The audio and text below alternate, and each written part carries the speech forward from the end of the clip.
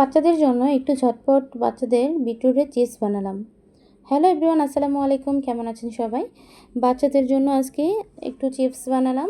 অনেক আবদার করেছে। প্রথমে বিটরুটগুলো ভালো করে সেদ্ধ করে ব্লেন্ড করে নিয়েছি। তারপরে দিয়েছি 1 কাপ ময়দা আর 1 কাপ চালের গুঁড়া দিয়ে ভালো করে গরম মশলার গুঁড়ো দিয়েছি এবং লবণ এবং মরিচের গুঁড়ো দিয়েছি। দিয়ে ভালো করে একদম একটা ডো বানিয়ে নিব।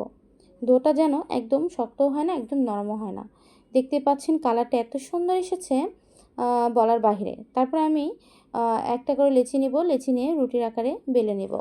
লুচির আকারে বেলে নিয়ে তারপরে আমি ছুরি দিয়ে কাটবো। ছুরি দিয়ে কাটার পরে আমি সেগুলো এভাবে পেঁচিয়ে পেঁচিয়ে একটা ডিজাইন করে নেব। এমনিতেও ভেজে নিতে পারেন, বাট এটা একটু সিম্পল, এটা একটা ডিজাইন, এটা একটু দেখতে সুন্দর লাগবে এই আর কি। এভাবে আমি সবগুলো এক এক করে করিয়ে নিব। এক এক করে করিয়ে নিয়ে আমি সবগুলো প্লেটে রেখে দেব। এভাবে বানিয়ে দিলে বাচ্চারা অনেক মানে খুশি হয়ে খায় সস দিয়ে। আসলে বাচ্চারা খুশি থাকলে তো মায়েরা খুশি। তারপর আমি আরেকটা ডিজাইনের জন্য চেষ্টা করতেছি। আমি ছোট ছোট করে কেটে নিয়েছি। কেটে নিয়ে সেটা চাকু দিয়ে মাঝখানে কেটে নিচ্ছি।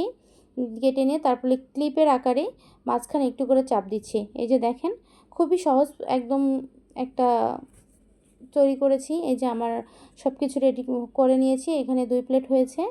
1 প্লেট হচ্ছে ক্লিপের মতো যেটা, আর একটা হচ্ছে একদম পেঁচানো একটা ডিজাইন, ওটা হয়েছে।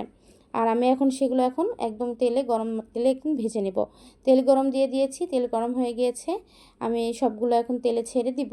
ছেড়ে দিয়ে এখন আস্তে আস্তে ভাজবো একদম লো হিটে। একদম বেশি তাপ দেওয়া যাবে না, কারণ চুলা বেশি জুড়ে দিয়ে গেলে ভিতরে সিদ্ধ হবে না। ওপরের পাটটা ঠিকই মানে কালো হয়ে যাবে, কিন্তু ভিতরের পাটটা একদম সিদ্ধ হবে না। একে একে সবগুলো আমি এভাবে ভেজে নেব। তারপর যে পেঁচানো চিপসটা আছে সেটা আমি এখন ভেজে নিচ্ছি। এভাবে ভেজে নিয়ে আমি বাচ্চাদের সামনে দেব। বাচ্চারা অনেক মজা করে খেয়েছে। দেখেন, বাচ্চাদেরকে দিয়েছি, বলতেছে আম্মু অনেক মজা হয়েছে। ভিডিওটা ভালো লাগলে অবশ্যই লাইক কমেন্ট শেয়ার করে পাশে থাকবেন। আসসালামু আলাইকুম।